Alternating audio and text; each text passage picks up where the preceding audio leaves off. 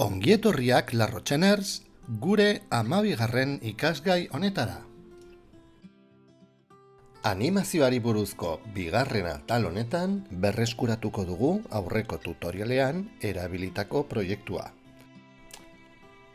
Mailari degradatu bat aplikatu nahi diogu, pixka bat politago eta txukuna egiteko. Horretarako joaten gea Fill aukera honetara, por defecto gorriz jartzen digu, baino hemen sakatuz aukeratu dezakegu degradadu bat aplikatzea. Zabaltzen ditugu aukerak, eta hor, hasierako eta bukaerako puntuak mugituz, nahi dugun degradatua lortu dezakegu.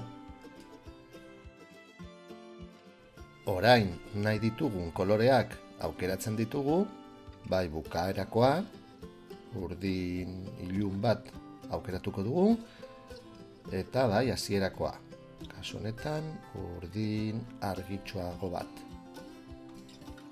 Goazen orain, beste shape layer batekin fondoa lantzera. New shape layer, eta sortu dugun geruza arrastratzen dugu beheko partera. Errektangulo berri bat sortzen dugu, barruko kolore lau bat aukeratzen dugu, eta tamaina egokituko dugu. Errektangulo honetan ere degradatu bat nahi dugu. Kasu honetan degradatu radial aukeratuko dugu. Eta berriz ere hasierako eta bukaerako puntuak mugituz lortzen dugu nahi dugun degradadua. Koloreak aukeratzen ditugu eta listo. Badaukagu fondoa prest. Goazen orain mahai gainean jarriko dugun pastel bat marrastera. Horretarako konposaketa berri bat sortuko dugu. Forma geruza berri bat egingo dugu eta errektangelu bat marrastuko dugu. Kolore hori batekin beteko dugu eta nahi ditugun dimentsioak emango dizkiogu. Orain kapa duplikatuko dugu, barruko kolorea aldatuko dugu eta zigzag efektu honekin jolastuko dugu. Nahi dugun forma uhindua lortu arte. Daukagunean nahi dugun kokalekura eta nahi ditugun dimentsioak emango dizkiogu. Orain beheko kapa duplikatuko dugu eta goian jarriko dugu. Eta esango diogu alpha mate bezala erabiltzeko. Hau da, gardena dena goiko kapan, gardena izateko aukeratuta daukagun kapan. Kandela egiteko beste errektangulo bat marrastuko dugu. Geruza ezberdintzeko kolore bat aplikatuko diogu. Hementxe daukagu errektangulua, jarriko diogu barruko kolore bat, eta betiko moduan nahi dugun kokapenean eta tamainan jarriko dugu. Kandelaren kolorea erabakiko dugu, eta hemen layer lehiotxo honen barruan daukagu layer style botoitxo hau. Eta hemen bevel and emboss erabiliko dugu kandelari erreliebe pixka bat emateko. Orain sugarra egingo dugu. New shape layer sortuko dugu, goiko partera eramango dugu, eta kolore laranja jarriko diogu ez konfunditzeko. Lumaren tresna erabiliko dugu, eskuz lehenengo fotograma marrasteko. Sortuko dugu horrelako forma bat, eta barruko kolorea aukeratuko dugu. Kasu honetan gradientea erabiliko dugu, gorria eta horiaren arteko degradatu bat lortuz. Marrastutako forman keyframe bat sartuko dugu, hurrengo fotogramara joango gara, eta aldatuko dugu forma pixka bat. Errepikatuko dugu prozesua aldaketa txikiak egiten, sugarraren animazioa lortu arte.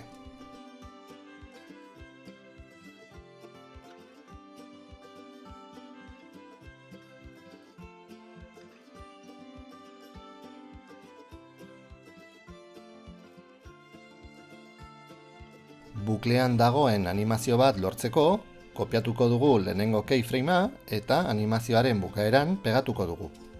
Prest daukagu sugarraren animazioa. Konposizio leihoaren barruan aukera hau daukagu. Honekin moztuko dugu konposaketaren iraupena erabiltzen ari garen work areara. Orain konposaketa nagusira joango gara eta gure pastela ekarriko dugu, goiko geruzan.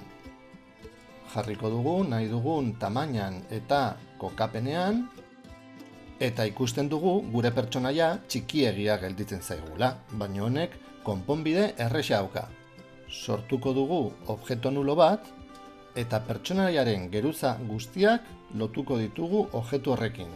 Kontuan izan da, objektu askok buruarekin lotutak daudela. Objektu hauek ez ditugu null object horrekin lotuko. Bakarrik buruaren geruza lotuko dugu. Horrela, null object hori mugitzerakoan, pertsonai guztia mugituko zaigu.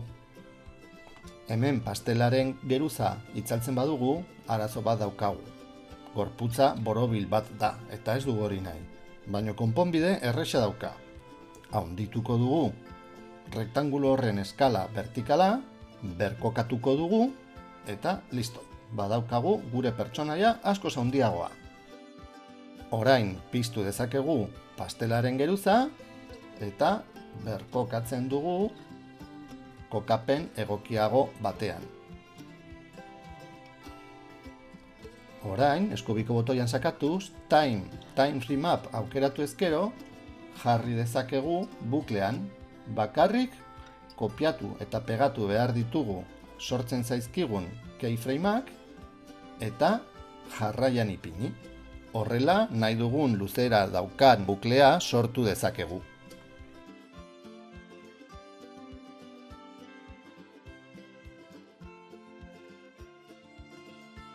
Eta badaukagu, kandela itzali ezin duen urteak betetze dituen neska gisajo honen animazioa prest!